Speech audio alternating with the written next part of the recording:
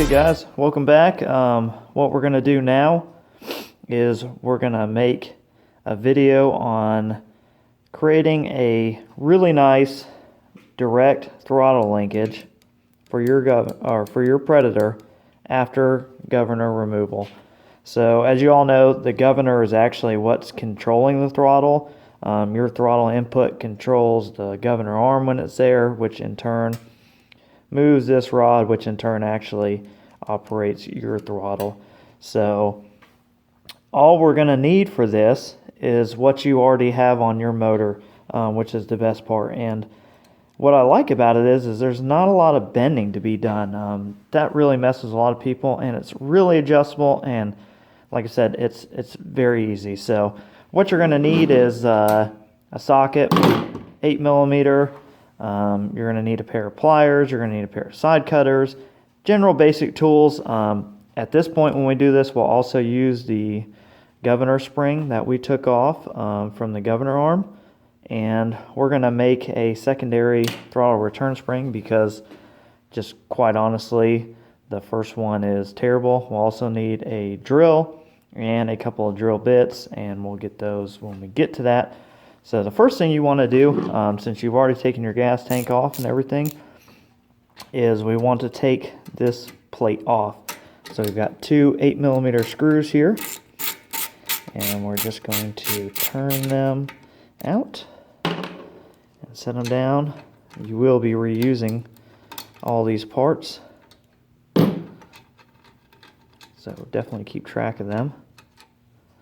So let's set these here. And now that we've got this loose, we're taking this off because on this setup you have two of these barrel nuts. That's what I call them. It might not be the right term.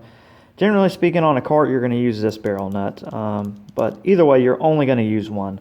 So as it sits on here, most people are going to run their throttle cable to right here, clamp the cable, and run the actual inner cable itself to this barrel nut, leaving this one basically useless. So we're going to use this one. The easiest way I've found to get these off is to bring it over to a vise and put the barrel nut in your vise.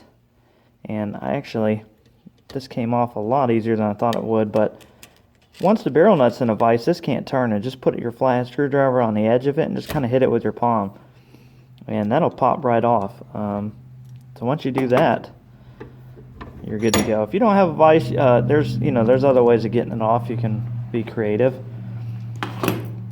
but the whole point was here to get this clip off to free the barrel nut, because what we want to do is originally this barrel nut sits in the top. We don't want it to sit in the top. We want it to sit down here. Okay guys, so what I've done is I drilled an identical hole to the original barrel nut location, and I just made another hole right there. So I just kind of picked a spot a little further out. Doesn't have to be exactly where I put it.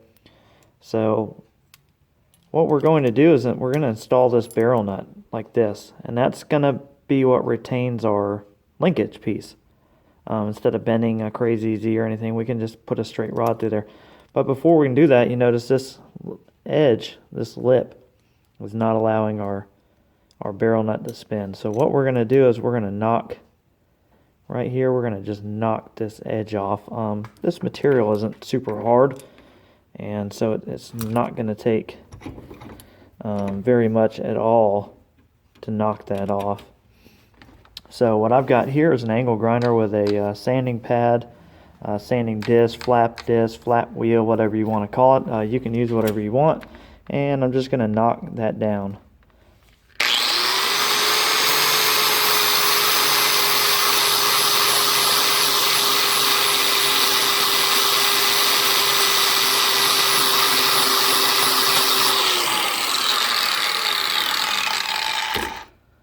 And we want to go a little bit more, get it flat as we can.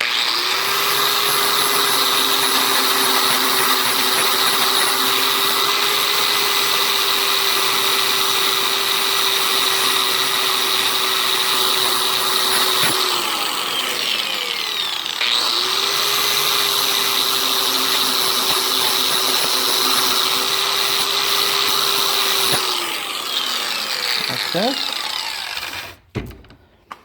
So now that we've done that, we want to put our barrel nut in and see if it freely spins, and it does. Now that we've done our clearancing, we can reinstall the barrel nut upside down, and once that's installed upside down and you clearance it enough, it should spin freely.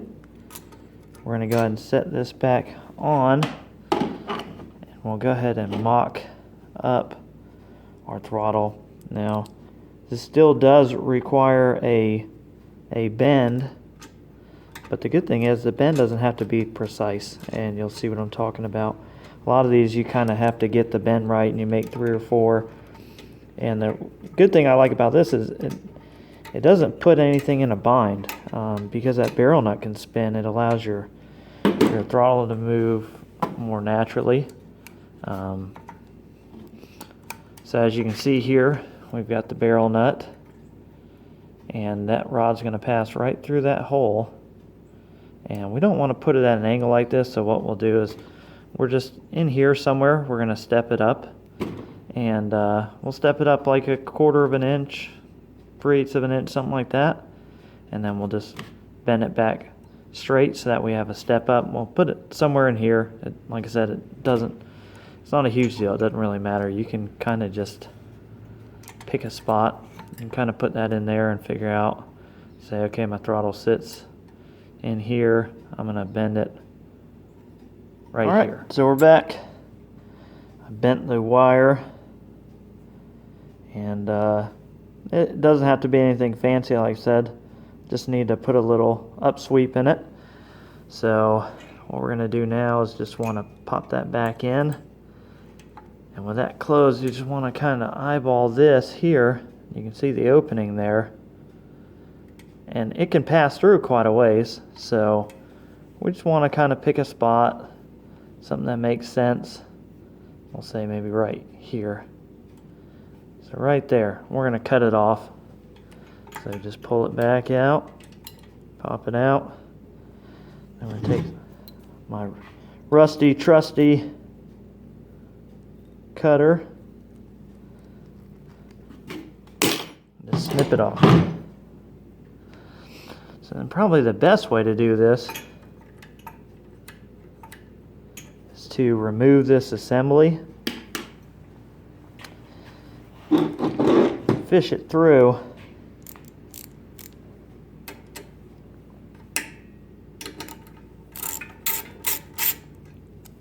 It's the only part I think that takes a little bit more effort than maybe some of the others. That guy there.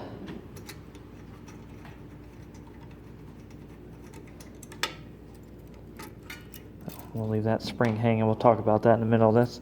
That's the governor spring, and we're going to attach this to the exhaust shield.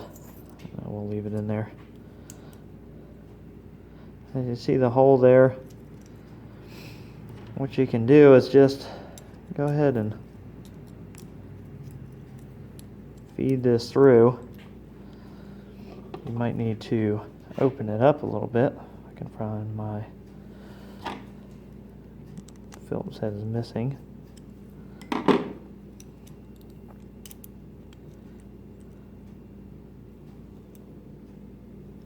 So I'm just going to guesstimate where it's going to go for right now. And you kind of want to make sure it's somewhat square. And then give it a good cinch down there. And we'll trim this up a little bit closer here in a second. We're going to set this back down, take a look and see that was the throttle closed. Yep, we need to come in a little bit more. So we're just going to play with this until we get it somewhat close. I've left a lot more than what I needed on there.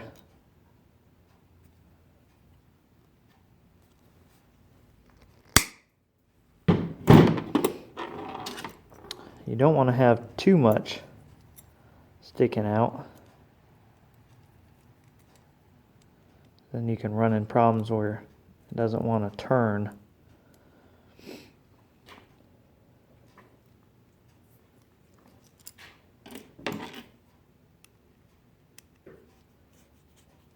So this part takes a little bit more setup than maybe some of the others, but once you got it, it's just so much cleaner and so much nicer than just drilling. I mean, you could just drill a hole right here and run a rod into it, but I think the look is a little sloppy, and I just don't think it turns out as nice as something like this does. So here we'll just go ahead and seat that in, and we'll just go ahead and push the carb all the way back, and we'll see what we look like with everything.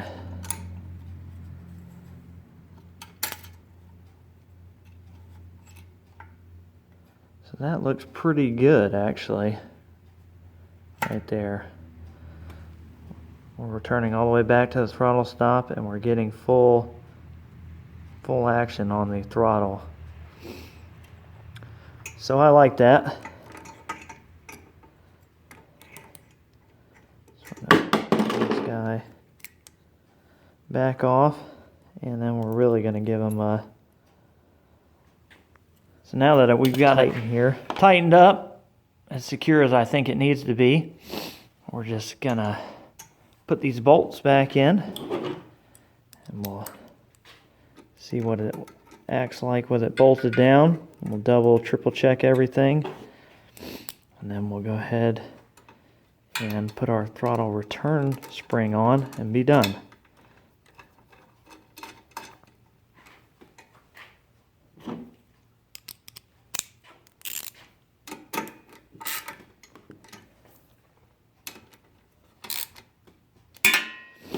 Okay, everything's on. We're going to hold the carb tight.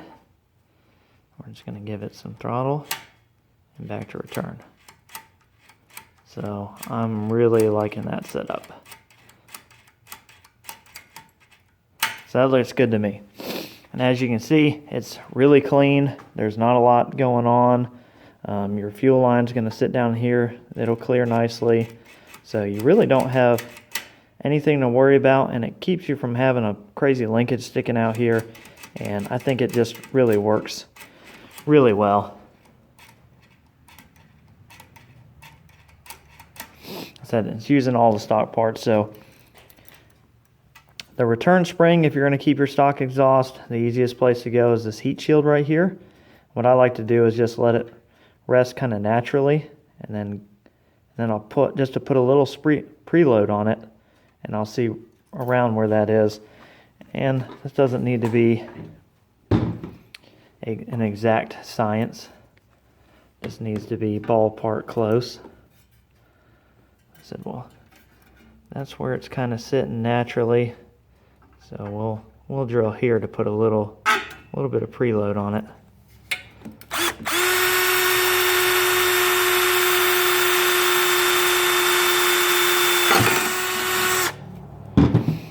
We've drilled a little hole in our exhaust there. Pop our spring in, and now we should have a whole lot more positive travel. I'm really snapping back now. This guy is a stock spring. I just don't trust it. It's just really not meant to do that. So with this setup, this is a little bit nicer.